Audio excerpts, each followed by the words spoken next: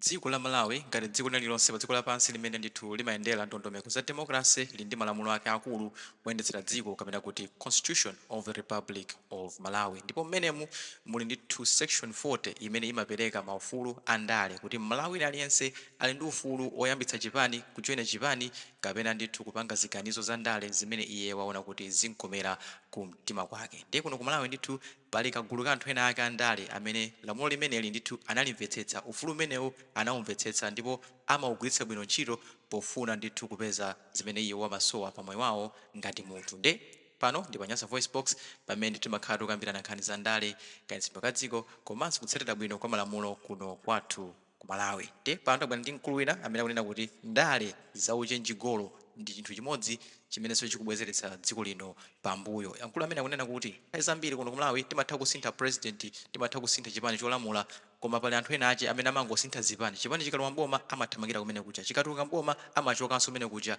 kupita ku chipani chimene chalowa mboma. Nde tikhoza kusintha president, tikhoza kusintha chipani, koma nduna zathu za boma nthawi zambiri zimakhala kuti ndi anthu omweomwewo, ma PS ndi anthu omweomwewo, ma board directors ndi anthu omweomwe amene akuchoka kwinaku awononga kumene kuja amanyamuka kupitanso mbali inayi. Ndi akuti kuti dziko lipite patsogolo anthu amene wawa tsopano nthawi yatha, tisamasekererenso kuti ayi awawa abwera ku chipani tapatse udindo. Ngati afuna kulowa mchipani akhale ku chipaniko ngati membala wamba, tisapatsenso udindo unewo lonse ku nduna kandi ku ma PS kandi ku mabodi, angokhala munthu wamba basi, kuti anationongera dziko kumbuyo uku tisapatsenso mpata kuti apitirize kutionongera dziko. Tikhale limodzi tikuti timve kuti mkulu amene akuti chani pa nkhani imene.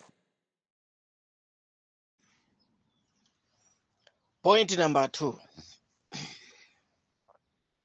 Ndale zomwe nimaziona zina chomwe chimakhala chabwino kwambiri ku Malawi, boma likangowina kagulu komwe kaja komwe kamalephera side B kaja konse kaja kamagugumuka ndikukalowanso mu chipani cholamula. Ine zimene nimaziona kuti sizimakhala zabwinoyi ngati mmene politics yomwe amachita change goal simandisangalasa. Politics yomwe amachita andale ambiri omwe amangoti boma lolamula wakumeneko, boma likangolowa lolamula wakumeneko.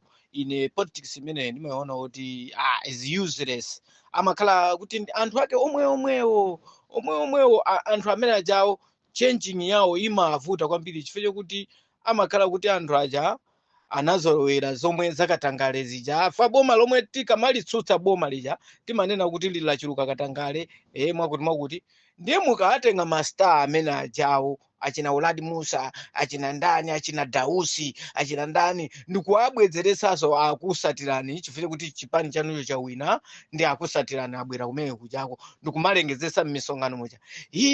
Uladi Musa walowa chipani wabwerera mboma, wakutoa kuti wabwereraso uku, anthu amene ndikuwapasaso maudindo. Ndimaona kuti is useless ya ama president athu akamayuzaso anthu ngati amenewa. Anthu amene wangati akufuna kubwerera okay, pa democracy talola kuti abwerere is fine, palibe vuto, koma asapasidwe udindo wina uliwonse wa mboma, angokhala udindo wa kuchipani. That's all.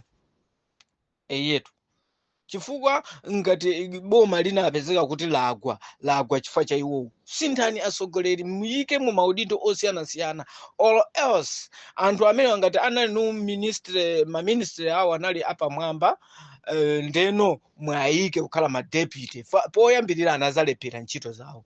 Yetu ndine zomwe nimaziona zimenezo. Titati tiaphunzitse, tiawuze azisogoleri athu amene azilowa pakali panopa kuti chonde kwa anthu amene amangoti boma likangoti yawina kumalowera kumeneko, boma likangowina kulowera kumeneko, mwapange cheki ayang'anisisidwe bwinobwino amenewo kuti asayike maudindo apamwambayi, azayika maudindo am'munsi chifukwa kuti anthu anali kale mbomamo ndi alephera.